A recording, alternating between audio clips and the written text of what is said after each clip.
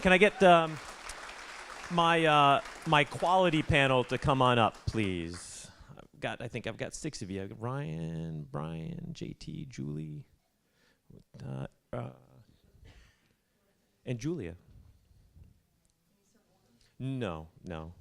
You sit by who you like. Not no pressure. By the way, Julie, when she was walking around, I wasn't worried because she was out there. Pete Malinowski scared me yesterday with this going between here. Man, Becky, I was almost up here underneath you trying to tape this all down while you were talking, but I can't do it. So while these guys, do we have enough seats? All right. So I just, this panel came about because I actually had this question of does quality matter? And so I am sort of an oyster perfectionist. Some people say snob, but I mean, I look for what I would grow for an oyster. And I've had several people tell me that I worry too much about a lot of things. And that was true with oysters. I've had somebody say, Bill, you see mud blisters. No customers see mud blisters. Stop worrying about mud blisters. And that got me thinking about this question of what should a grower do, and does quality matter, and what do we call that? That went into also the question of you could grow a perfect oyster, but it costs more money to grow a perfect oyster. So if I grow a gorgeous oyster and I get 75 cents for it wholesale, but I put 60 cents into it, I'm making 15 cents an oyster. If I grow another oyster and I got 50 cents for it, but I only put 20 cents into it, I made 30 cents on that oyster. So I'm the guy who would grow that oyster and try to sell it for 75 cents. But there might be a reason I'm a professor at a university, too, because the math does not work out. And so I just wanted to get these folks up here to have a discussion about that and some of the things that we've seen in that. So our distinguished panel here, I'll let you all introduce yourselves here and hand it on down. I'm Brian Rackley from Kimball House in Decatur, Georgia, and Watchman Seafood in Atlanta, Georgia. Hi, I'm Julie Chu. I'm an oyster blogger and self-described oyster sommelier based in Brooklyn, New York. The website's called In a Half Shell. Julia Sullivan, chef owner of a restaurant in Nashville, Tennessee called Henrietta Red. I'm JT McKissick. I work with Evans Meats and Seafood. We're a meat and seafood distributor based in Birmingham, Alabama. I think we all know who you are. Right. I'm Ryan Belter. I've got a new farm in Cape Hatteras, North Carolina. Cape Hatteras Oyster. Thank you, guys. And obviously, we could have had a lot of people up here. I chose some folks that we'd had some discussions about this before. And so, really, I'll start it off with, what is quality to you? I said quality oyster. And, this is a little bit like I know quality when I see it. But you all, grow oysters or purchase oysters or eat oysters. And I'm just wondering, what does it mean from each of your perspectives? What is a quality oyster? Based on what has happened in the summer and fall, my take on what a quality oyster is one that is alive.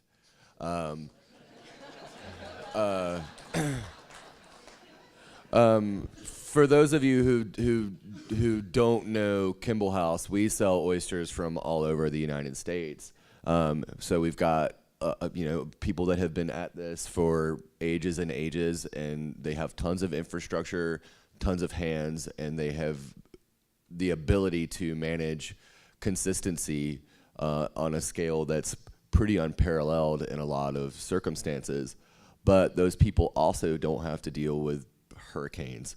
So our newest restaurant, which we opened in the summer, is Watchman's. Our raw bar focus is exclusively southern cultured oysters, and that's where my head and heart and hands have been since the early part of the summer.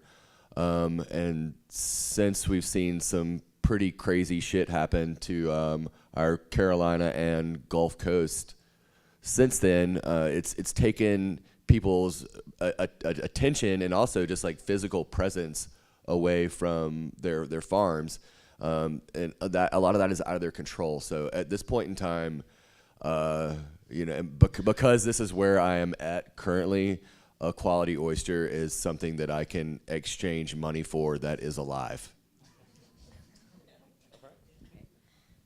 All right. So to give you a little bit of context, I've had my blog for almost 10 years, and I've been really active in seeking out different oyster experiences around the country and around the world, and having oysters grown on 6 continents and having enjoyed them on 5 continents, my consideration set for oysters is very broad, but then it's also very relative to where I can get them at home. So for me, I've started realizing that I go to raw bars now not for the oysters, but for the oyster shucker. And because I know someone who cares is going to serve me amazing product. I can get into like attributes that I look for personally, but I think all that is very subjective. So when I think about the importance of quality, it's not just the end product, but it's the relationships that are associated with that product. I agree that I think it's really subjective because we have a pretty similar buying philosophy to Kimball House. But every once in a while, when we're tight on supply for a weekend, I'll order something like a Blue Point to get us through. And those sell faster than anything else. And personally, I think in my preference, they're not the best thing on the menu. So for me personally as a chef, it has a lot to do with what Becky mentioned, which is shuckability, because for us, the most important thing is food cost, really.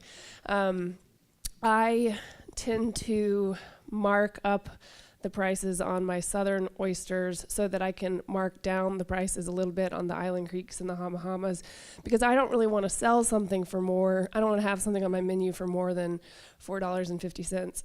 But the problem is when you get in a case of 100 and half of them break or some of them are dead, then all of a sudden our food cost percentages that we have to meet just become unrealistic. So that, for me, from a quality perspective, it's all about shuckability and what I can sell at the end of the day.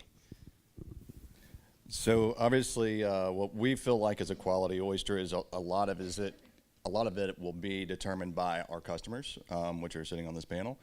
So, but I wanted to bring up the point of, I think something else to focus on is value. Is what value are you creating with your product? So, for instance, everyone's trying to make as much money as possible on these oysters. I realize that, but there are all types of oysters that you can sell. Are you focusing on raw bar? Are you making an oyster also that can be used for char grill? That's a little bit less expensive. Focus on your value of your oyster. Who is your target market? You don't have to have, like Bill was saying, the prettiest oyster in the world that doesn't have any mud blisters, this, that, and the other. If that's what your focus is, sure, then you're going in for the highest end raw bar at Henrietta Red, at Kimball House. And you can demand more of a price, a higher price for your product. But if you do have some mud blisters, so a few barnacles growing on the outside of the shell, is that the end of the day, end of the world? No, not whatsoever. But The cap's going in the trash. The cap's going in the trash. That's exactly right. And so you can, but you can't demand 80 cents a piece for that. So, anyways, focus on the value of what your product is that you're selling, and so what value are you creating with your product for your end customer? If you couldn't hear Brian, he said the cap is going in the trash. Translation, the top shell will not be seen by the customer. But as a shucker, I beg to differ. Barnacles do get in the way. Shell density matters. Meat quality matters. When Bill asked me to sit on this panel, I immediately went to the shucker brain and thought about the quality of the holding of the planimal. I call them planimals, which Bill doesn't love. They're plant animals. They grow like plants. See, every time. So I am going to come at this panel as a shucker and take off the business hat. But for me, it's all about the physicality of the quality, air quotes. Mud blisters matter. When you're shucking and releasing the lower hinge, and that mud blister pops, you then have debris that's brown and not attractive. Just something to keep in mind. Yeah. Well, as a grower, you probably going to set out with an oyster in mind, and as you get better at growing that oyster, for like when we sell oysters to Kimball House or Henrietta Red, I know that those are half-shell oysters, and I've got a size in mind for that. But you're dealing with an entire farm, and you're gonna have outliers, and you're not gonna there's something to be said for having like a really strong sorting kind of game. You know, we started out sorting with just a few baskets by size, and then we quickly found out that, you know, it helped to have an extra basket for oysters that were getting sponge. You know, when you get sponge on your oyster, it weakens the shell, and you know, if that sponge is on the back side of like if it's on the hinge and someone goes to shuck that oyster, the oyster falls apart. That's a complete bad experience, and it's just waste. They may fry that oyster up or something, but that's not what they bought it for. Now, those oysters are going in the mail, so we tend to, when we have a small, tight oyster, that's where they go. And some are just getting a little bit past that. They're a little heavier to ship, and you know, some of the people that are having your oysters in the restaurants on the half shelf, they're used to seeing it a certain size, and then consistency is important. And we have a more local market that doesn't, they kind of want them a little bit bigger, and they're kind of a little bit confused when they're small. So we've got, you know, 2 grades there, and then we throw stuff that gets mud blisters or worms is starting to have, you know, shell integrity type problems. You know, there's ways of dealing with that, and you can kind of rotate that back into your farm. And then, you know, we even have a more like a third local market that really doesn't mind that at all. And, you know, keep in mind, if some of the people are going to be coming to you looking, I mean, you can have, some people may be coming looking to you for bushel oysters or looking for cheaper stuff. They're probably going to be throwing the oysters on the grill. You know, these are the people those oysters that have sponge or Polydora, you know, those are perfect for them. You know, it's not really going to matter. So just think about your market and think about trying. That's what we're doing anyway. And a lot of attention to your sort game, I think, is worthwhile.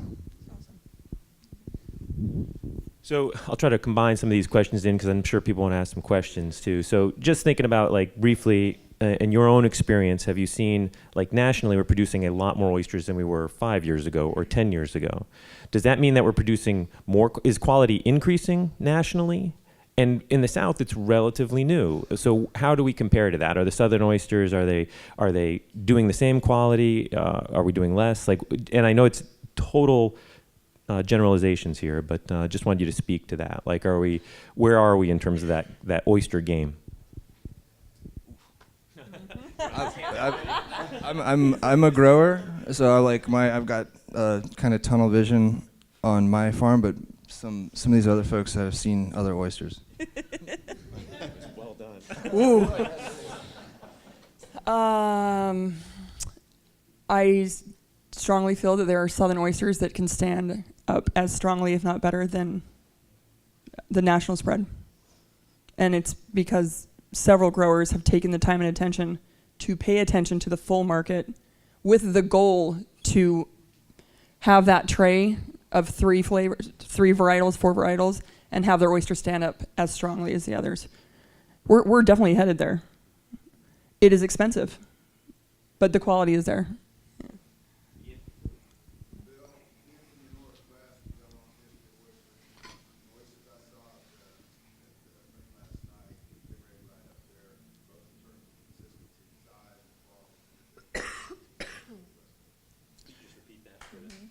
Yeah, he was saying that what he tasted last night was just as good, if not better than everything he sees on the West Coast. But just to follow up, yeah, we're there. I mean, and I think it's only getting better. When we first started out, we've only been in the seafood side of the business for probably about 9 years, so pretty new to us. When we first started, we probably had maybe 3 oyster varieties, and they were all East Coast stuff, right? Until we met the Steve Crockett's and Lane Zerlats of the world, and Bill, really was this catalyst behind all this resurgence of southern oysters in the Gulf, which is awesome. And so, we did away with, we keep a few East Coast varieties around, but our focus is on southern oysters. And we had like 17 or 18 different varietals to offer on Thursday for Friday, which was freaking awesome.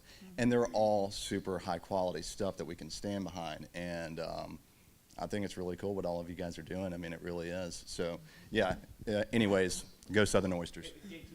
Sorry. But we do have some new growers, and I would say, like, my personal experience is you'll see some variations in that as people learn that, so that we've seen that quality, like, we're regionally doing that, but that you have seen some changes in quality from farmers. There's a learning curve. Yeah, absolutely, there is. And most of the feedback that I'm going to see or get is going to be from our customers. And I think it goes back to, people have been mentioning this, is that trying to be consistent with your product. But a lot of the end users, you got to remember, a lot of end users might not be super savvy on oysters or super savvy about the location and where you're growing. And so there's going to be some variability with salinity. I mean, that's always the first thing anyone talks about, but it's that's not the only flavor of an oyster. So you kind of have to educate people on getting past that. But so I would say, as far as kind of consistency stuff that we see on the front end of anything, would probably be with the shell density for sure. Some people complaining, hey, these ones I got in last week were really difficult to shuck, or they were just breaking the whole time. I don't want them anymore, which that really sucks. So you have to resell that oyster back to someone. But yeah, I think that's about it. As far as the meat quality of the oyster inside, I haven't seen a lot of issues with that. I'm going to quickly pass the mic because my restaurant, we turn 2 tomorrow.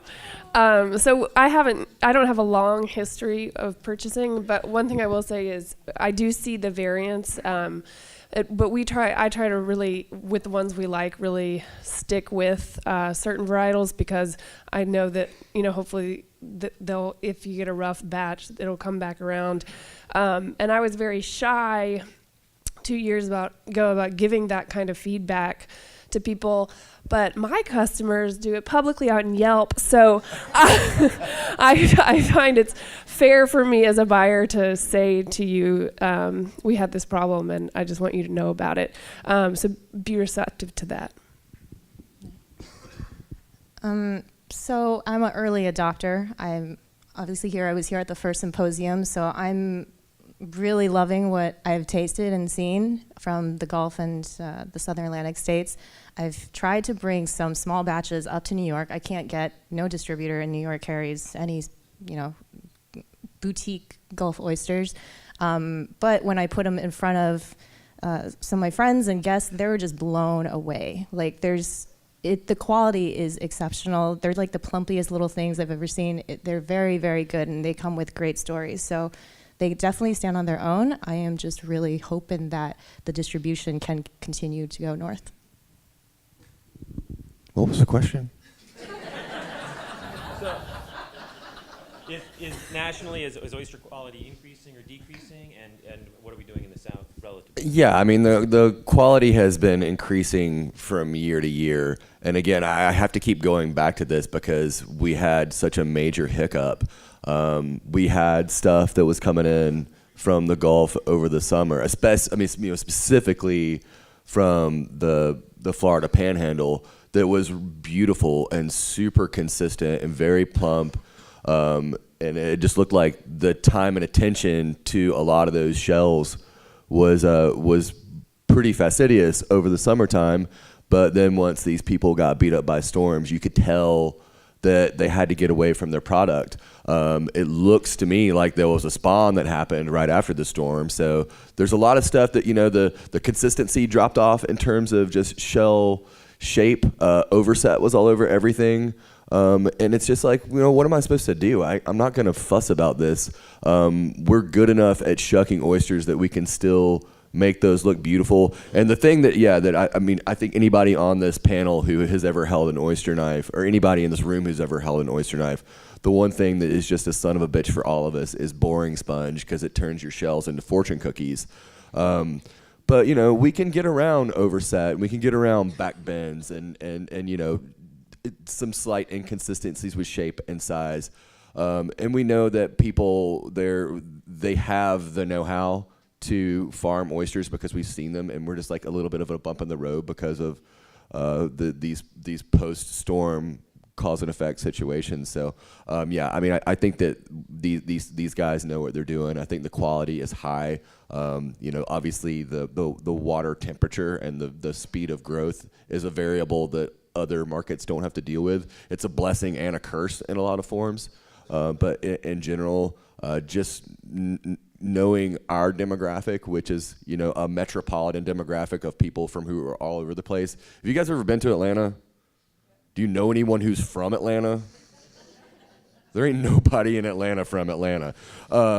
So the fact that we've been able to go into this new business with the specific goal of selling sustainable seafood and cultured Gulf and South Atlantic oysters, and seeing the response that we've gotten from our uppity, uptown, downtown demographic, that's very much proof to me that the demand is there and the quality is completely sufficient, if not exceeding expectations in almost all circumstances. Go ahead, and then Real quick. Okay. Real quick. Speaking about some of the quality changes, especially with something that you can't really do anything about, like a hurricane. If you're